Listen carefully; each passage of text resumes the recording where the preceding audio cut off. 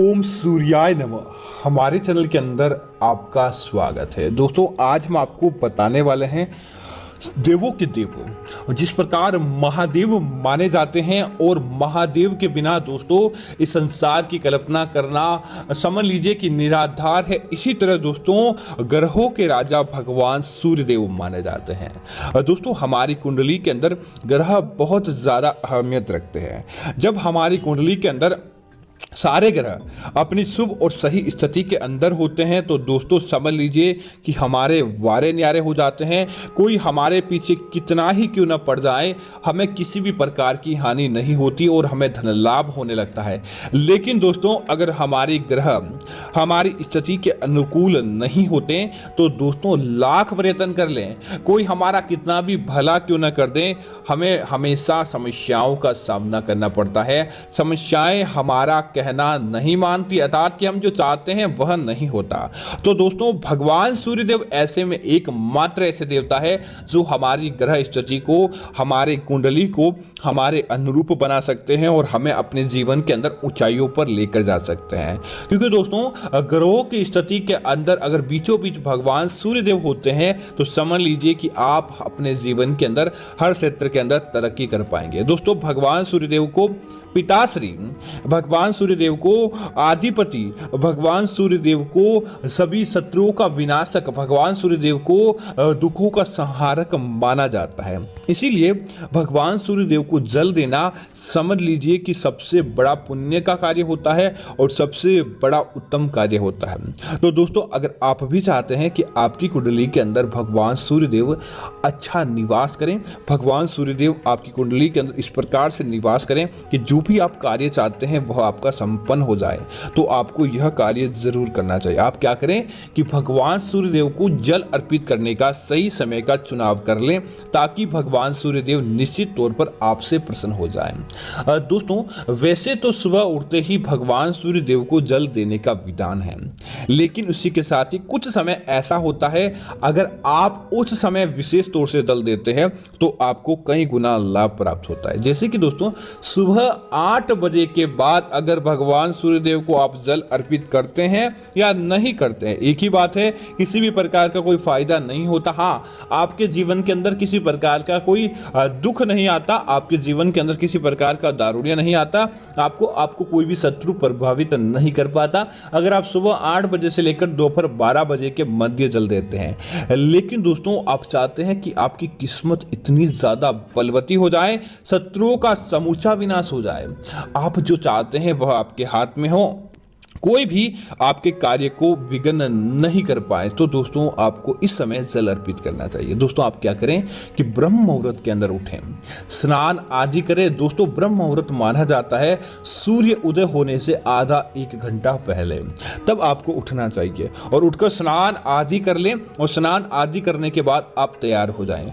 अब दोस्तों, जैसे ही आप सूर्य उगने वाला होता है, सुबह का समय होता है, सूर्य उगने वाला होता है, उस समय आपको खड़े होकर पूर्व दिशा की तरफ मुख करके भगवान सूर्यदेव को जल अर्पित करना चाहिए। क्योंकि दोस्तों, जब आप देखते हैं कि घर में आने वाले मेहमान को आप द्वार के ऊपर ही स्वागत कर लेते हैं तो मेहमान की खुशी कई गुना बढ़ जाती है और वह मेहमान आपसे बहुत ज़्यादा प्रसन्न होते हैं। तो इसी तरह उगते सूर्य को अगर कोई व्यक्ति जल अर्पित करता है तो समझ लीजिए कि भगवान सूर्यदेव की सकारात्मक किरणें और भगवान सूर्यदेव की अच्छी छटाएं उस व्यक्ति की कुंडली के ऊपर पड़ जाती है और उस व्यक्ति की कुंडली के अंदर भगवान सूर्यदेव मेहरबान होते हैं। इसी वजह से ऐसा माना जाता है। दोस्तों, अगर आप सुबह के समय भगवान सूर्यदेव को जल अर्पित करते हैं, कई बार क्या होता है कि भगवान सूर्यदेव दिखाई नहीं दे, लेकिन ऐसा हो ही नहीं सकता कि भगवान सूर्यदेव सुबह की शुरुआत ना करें। बादलों की वजह से ऐसा हो जाता है, तो आप फिर भी पूर्व दिशा की तरफ मुख करके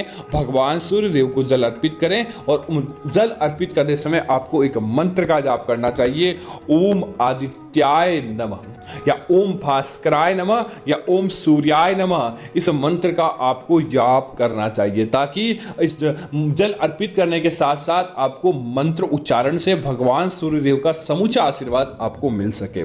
इसी तरह अगर आप शाम के समय जल देते हैं तो दोस्तों कई बार क्या होता है कि हमारे जीवन पर शत्रु का भार होता है, शत्रु हमें बहुत ज़्यादा परेशान करते हैं, या फिर दोस्तों आपको कई बार दुर्घटना का भय होता है, बुरी शक्ति आपको सताती है, या फिर आपको हमेशा नकारात्मकताओं का सामना करना पड़ता है। तो दोस्तों आपको डूबते सूर्य को जल अर्पित करना चाहिए। संध्या काल हो जाती है, गोधूली वेला होती है, उस समय आपको भगवान सूर्य को पश्चिम दिशा की तरफ मुख करके आपको जल अर्पित करना चाहिए। और उस समय क्या करना चाहिए कि जल अर्पित करने वाले लोटे के अंदर आप काले तिल डाल दें, और इसी के साथ ही काले उड़द की दाल हो या फिर काला धागा ही क्यों ना हो या फिर काजल क्यों ना हो, ये चीज आपको डाल के भगवान सूर्यदेव को जल अर्पित करना चाहिए।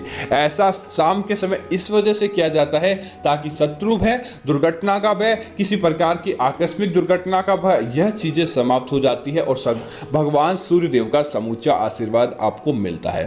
दोस्तों इसी तरह सुबह भगवान सूर्यदेव को अगर आप जल अर्पित करते हैं तो कुछ नियमों का आपको जरूर ध्यान रखना चाहिए। जैसे कि भगवान सूर्यदेव को सुबह के समय आप जल अर्पित करते हैं तो पहला कार्य यही करें कि भगवान सूर्यदेव को कभी भी आप बिना स्नान किए जल अर्पित नहीं करें। अगर आप बिना स्नान किए हुए भगवान सूर्यदेव को जल अर्पित करते हैं तो आपको किसी प्रकार का लाभ प्राप्त नहीं होता।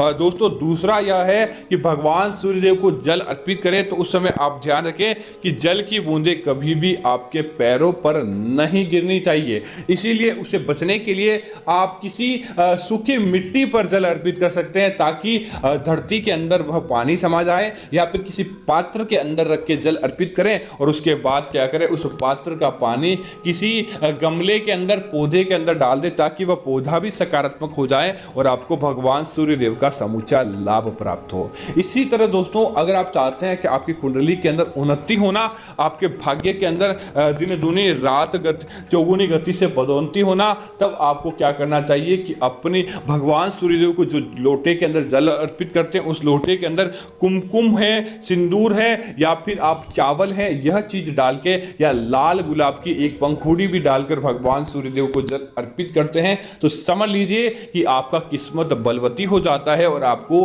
ढेरों गुना लाभ प्राप्त होता है। इसी तरह दोस्तों इस बात का भी आप जरूर ध्यान रखें, भगवान सूर्यदेव को जल अर्पित करने के बाद आपको परिक्रमा, जल जहां पर गिरा है उसकी चारों तरफ से परिक्रमा जरूर करनी चाहिए। और परिक्रमा करते समय आपको आपकी मनोवांछित मनोकामनाएं या फिर आपकी जो भी इच्छा है वह जरूर बोलनी चाहिए। और इसी के साथ ही आप उसके बाद उस जल को, और जहां पर आपने जल, जिस जगह पर जल गिरा है वहां पर आप चरण स्पर्श करें भगवान के, और उसके बाद उस जल की कुछ बूंदें अपने माथे पर लगाएं और भगवान सूर्यदेव की अपनी कुंडली की अच्छी मनोकामना मांगे। तो दोस्तों निश्चित तौर पर आपके कार्य बन जाएंगे और आपको अच्छा सुख देखने को मिलेगा।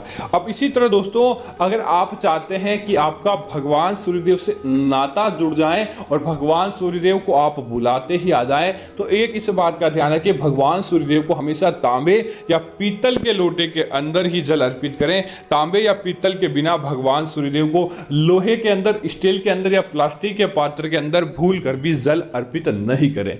और दोस्तों दूसरा, कभी भी किसी व्यक्ति का बुरा चाहने के लिए अगर आप भगवान सूर्यदेव को इसीलिए जल अर्पित करते हैं कि आप किसी सामने वाले व्यक्ति का बुरा चाहते हैं, तो आप भगवान सूर्यदेव को जल अर्पित करते हैं, तो दोस्तों भगवान सूर्यदेव क्रोधित भी बहुत जल्द हो जाते हैं और आपकी कुंडली खराब भी हो सकती है। इसीलिए किसी का भी बुरा चाहने के लिए आपको जल अर्पित नहीं करना चाहिए। और भगवान सूर्यदेव को जल अर्पित करते समय एक बात का और ध्यान रखें कि उस समय आप काले वस्त्र या चमड़े की चीजें आपके पास भी नहीं होनी चाहिए, क्योंकि दोस्तों भगवान सूर्यदेव बहुत ज्यादा क्रोधित हो सकते हैं इन चीजों को देखकर। तो दोस्तों मैं उम्मीद करता हूं कि यह जानकारी आपको अच्छी लगी होगी। इस प्रकार की अन्य जानकारी देखने के लिए आप हमारे चैनल को सब्सक्राइब करें और साथ ही साथ वीडियो को लाइक और शेयर करना न भूलें, ताकि ऐसी जानकारियां आपको मिलती रहेगी। धन्यवाद मित्रों।